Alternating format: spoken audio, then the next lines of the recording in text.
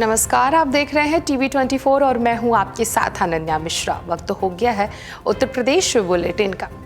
Civil जज junior division 6 में आर्य संस्कृति संरक्षण ट्रस्ट के तेजो महालय के केस में भारतीय पुरातत्व सर्वेक्षण विभाग और संस्कृति मंत्रालय भारत सरकार के सचिव उपस्थिति हुए। वादी व अधिवक्ता अजय प्रताप सिंह ने बताया कि महानिदेशक पर्यटन निदेशालय उत्तर प्रदेश सरकार की ओर से जिला शासकीय अधिवक्ता धर्मेंद्र कुमार वर्मा व भारतीय पुरातत्व सर्वेक्षण विभाग की ओर से अधिवक्ता विवेक कुमार आए थे।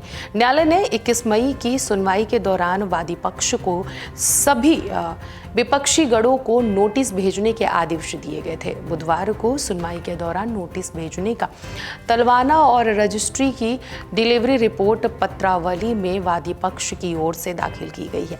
पिछली तारीख को कामरेड भजन लाल ने आदेश दिया कि एक नियम 10 सिविल प्रक्रिया संहिता के अधीन विपक्षी बनने का आवेदन दिया गया था, जिस पर वादी पक्ष ने आपत्तियां पत्रावली में दाखिल कर दी थी।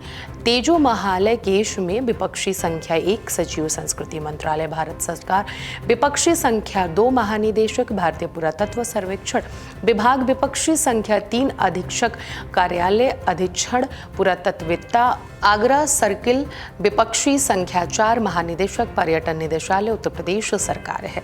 अधिवक्ता अजय प्रताप सिंह ने बताया कि सभी विपक्षी गणों को नोटिस नियमानुसार तमिल किए जा चुके हैं, जिसमें सुनवाई में विपक्षी संख्या 3 व 4 उपस्थित हो गया है, जिन्हें नियमानुसार वाद पत्र की छायाप्रति उपलब्ध करवा दी जाएगी। तेजो महालय केस न्यायाधीश शिखा सिंह के न्यायालय में विचाराधीन चल रहा है। न्यायालय में सुनवाई की गई है। अगली तिथि 29 जुलाई नियत की गई है। उन्नाव में एक्सप्रेसवे पर जिस समय हादसा हुआ उस समय अधिकांश यात्री नींद में थे।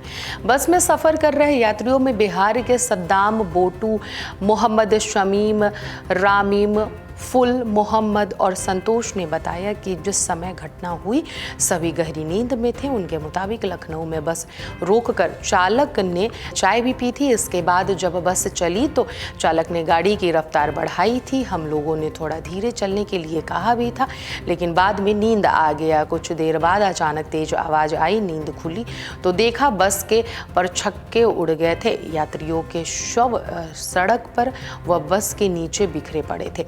यह सब देखकर हम सभी सहम गए। घटनास्थल पर पहुंचने का कोई सीधा रास्ता न होने पर एम्बुलेंस को पहुंचने के लिए 45 मिनट का समय लगा। यूपीडा की गश्ती टीम 24 मिनट बाद और रेस्क्यू टीम 30 मिनट बाद घटनास्थल पर पहुंची।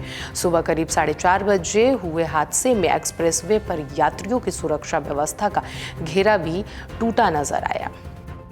केंद्रीय मंत्री अनुप्रिया पटेल द्वारा आरक्षण के मुद्दे पर उत्तर प्रदेश सरकार के कार्यों पर उठाए गए सवाल के मुद्दे पर बयान देने से उनके पति और प्रविधि शिक्षा मंत्री आशीष पटेल ने किनारा कर लिया है। सुल्तानपुर आगमन के दौरान उन्होंने कहा कि मुद्दा उचित पटल पर पहुंच गया है, अब आगे इस पर मैं कुछ नहीं कहूंगा। विभिन्न प्रतियोगी परीक्षाओं के पेपर लीक होने के मुद्दे पर सरकार की सफाई देते हुए कहा कि भारत में इतिहास में सबसे बड़ा दंडात्मक कानून बना है। बसपा सुप्रीमो मायावती के बयान पर उन्होंने कहा कि आयोग हाथरस कांड पर राजनीति से प्रेरित नहीं, निष्पक्ष रिपोर्ट देगा। प्रविधिक शिक्षा एवं जिले के प्रभारी मंत्री आशीष पटेल ने बीते दिन यानी बुधवार को जिला मुख्यालय के PWD गेस्ट हाउस पहुंचे, जहां पर उन्होंने गार्ड ऑफ ऑनर की सलामी ली। शहर विधायक विनोद सिंह, राज प्रसाद, उपाध्यक्ष सीताराम वर्मा, राजेश गौतम, MLC शैलेंद्र प्रताप सिंह के साथ मुलाकात की। इसके बाद वे कलेक्ट्रेट पहुंचे, जहां पर जिलाधिकारी कृतिका ज्योत्सना, SP सोमेन वर्मा, CDO अंकुर कौशिक समेत विभागीय अफसर के साथ समीक्षा बैठक की। सभी जनप्रतिनिधिकरण के साथ हम भी हाथरस की घटना पर शोक व्यक्त करते हैं। इस घटना पर खास तौर पर सरकार सजग और सतर्क है। महंगाई के मुद्दे पर सरकार पर नागरिकों तक जरूरतमंद सामग्रियों पहुंचाने का भी प्रयास कर रहे हैं। जहां कमी रह जा रही है वहां पर प्रयास किया जा रहा है कमी दूर करने की। अनुप्रिया पटेल की तरफ से आरक्षण के उठाए गए मुद्दे पर उचित पटल पर पहुंचा दिया गया है। इस विषय पर और मुझे कोई टिप्पणी नहीं करनी है, ऐसा आशीष पटेल ने कहा। वहीं हाथरस की घटना पर आए और बसपा सुप्रीमो यानी कि मायावती की टिप्पणी की, जिसमें उन्होंने कहा कि हाथरस पर आई जांच रिपोर्ट राजनीति से प्रेरित है। मंत्री ने कहा कि आयोग के गठन और रिपोर्ट के आधार पर सरकार कार्रवाई करने के प्रति संकल्पित है। परीक्षाओं के पेपर लीक होने के मुद्दे पर केंद्र सरकार हो या फिर उत्तर प्रदेश सरकार अपने स्तर पर जांच कर रही है। यूपी सरकार इस मुद्दे पर कड़ा कानून बना रही है।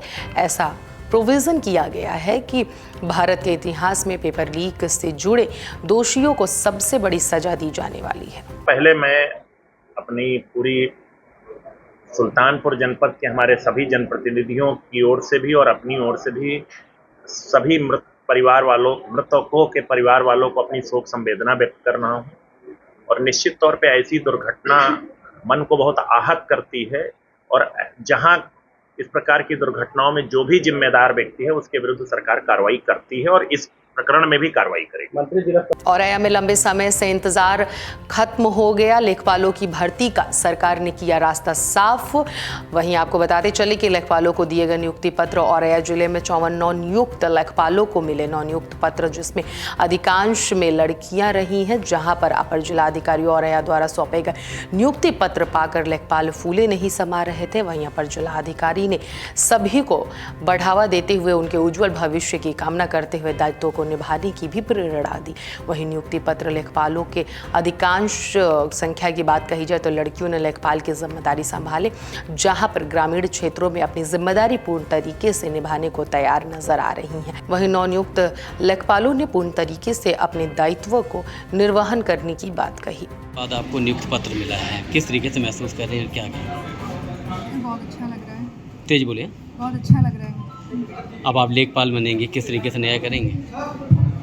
सभी लोग शांति से बैठें। मैं न्याय करने की कोशिश करूँगी। मैं धन्यवाद देना चाहूँगा, थोड़ा तेज बोल दीजिए। पहले तो मैं धन्यवाद देना चाहूँगा राज्य सरकार को, माननीय मुख्यमंत्री योगी आदित्यनाथ ने जिस 5 महीने के कठिन समय में हम लोगों के साथ और सहयोग किया, और राज्य परिषद के साथ साथ जो उत्तर प्रदेश अध्ययन से बचने वाला आयोग है, उन्होंने जितना भी सहयोग किया है उसके लिए सबसे पहले धन्यवाद देंगे उन्हें। और खुशी है वी आर स्पीचलेस नाउ। आपको लक्ष्मी सोनवारी नाम है मेरा और हम लोग को नियुक्ति पत्र प्राप्त हुआ है जी। तो मुख्यतः ये कड़ी जो है गांव ग्राम समाज से ये जुड़ी हुई है और ग्राम समाज में सभी की सेवा करने का हम लोगों को मौका मिला है। उसे हम लोग पूरी शिद्दत के साथ पूरा करेंगे और सारे कार्यों का निर्वहन करेंगे। काफ़ी चुनौतीपूर्ण ये नौकरी मानी जाती है। काफ़ी चुनौतीपूर्ण रहा है, ये एक संघर्ष रहा सभी का रहा, लेकिन आज ये नियुक्ति पत्र प्राप्त हुआ है सभी की कृपा से। तो मैं यही करूँगी कि मतलब जितने भी लोग मेरी तरफ आएंगे, मेरे पास आएंगे, तो उनकी मतलब पूरी तरीके से सर्विस करना चाहूँगी समाज से। हमारे जनपद में नवनियुक्त लेखपालों की संख्या 54 है और समस्त 54 लेखपालों को हम लोगों ने आज बुलाया था। आज माननीय मुख्यमंत्री जी के द्वारा लखनऊ में एक प्रशस्ति पत्र वितरण, नियुक्ति पत्र वितरण का कार्यक्रम किया गया। उसी क्रम में हमारे जनपद के मीटिंग हॉल में भी ये कार्यक्रम रखा गया और सभी नवनियुक्त लेखपालों को इस बात के लिए बहुत बहुत शुभकामनाएं दी गई कि अपनी ज़िंदगी की एक नई पारी यहाँ से शुरू करने जा रहे हैं। और सभी लेखपालों को बताया गया कि आप लोगों का काम आम जनमानस की बहुत ही छोटी छोटी चीज़ों से जुड़ा रहता है, चाहे वो ज़मीन की पैमाइश हो, पायजात मूल्यवास बनना हो, कृषक दुर्घटना योजना को किसी को लाभ देना हो या देवी आपदा का लाभ देना हो। बहुत छोटी छोटी मदद के माध्यम से हम लोग जन सामान्य का बहुत भला कर सकते हैं।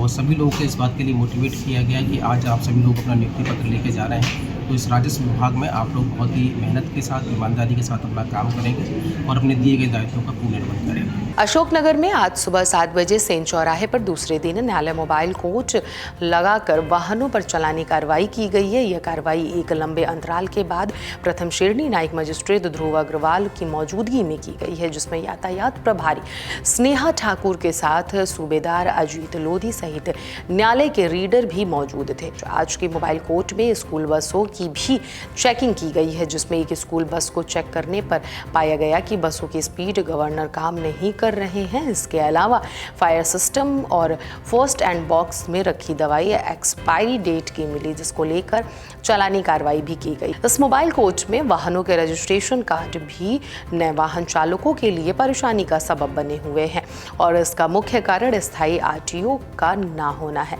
जिसके कारण विगत 3 माह में प्रिंटेड कार्ड नहीं मिले। जिन वाहन चालकों को इसकी जानकारी होती है वे ऑनलाइन निकाल लेते हैं। फिलहाल देखना ये होगा कि यातायात विभाग इस मोबाइल कोच कार्रवाई के बाद अपनी कार्रवाई निरंतर रखेगा या फिर कार्रवाई फिर ठंडे बस्ते में पड़ जाएगा। एक्चुअली में मजिस्ट्रेट सर की तरफ से एक हमको आदेश प्राप्त हुआ है, जिसमें हमारी चालानी कार्रवाई में मजिस्ट्रेट साहब स्वयं हमारे साथ उपस्थित है, जिसमें हम स्कूली गाड़ियों पे आज, जैसा कि आपने कल देखा था कि हमारे द्वारा मजिस्ट्रेट सर के संग कल भी संयुक्त कार्रवाई की गई थी और आज भी मजिस्ट्रेट सर के द्वारा संयुक्त कार्रवाई की जा रही है, जिसमें विशेषकर फोकस आज स्कूल की बसों पर है, जिसमें ओवरलोडिंग, बच्चों को ओवर बैठा रखा है, ऑटो से बाहर है बच्चे, या स्कूल में जो एक विशेष सुविधाएं बच्चों को देना चाहिए, जिसमें आपका फर्स्ट एड बॉक्स और फायर सेक्शन होना चाहिए, जिनको चेक किया जो एक्सपायरी हालत में मिले उन पे हमारे द्वारा चालानी कार्रवाई की गई है। मजिस्ट्रेट साहब द्वारा स्वयं ने चालानी कार्रवाई की है। यूपी बुलेटिन में बस इतना ही। देखते रहिए TV 24।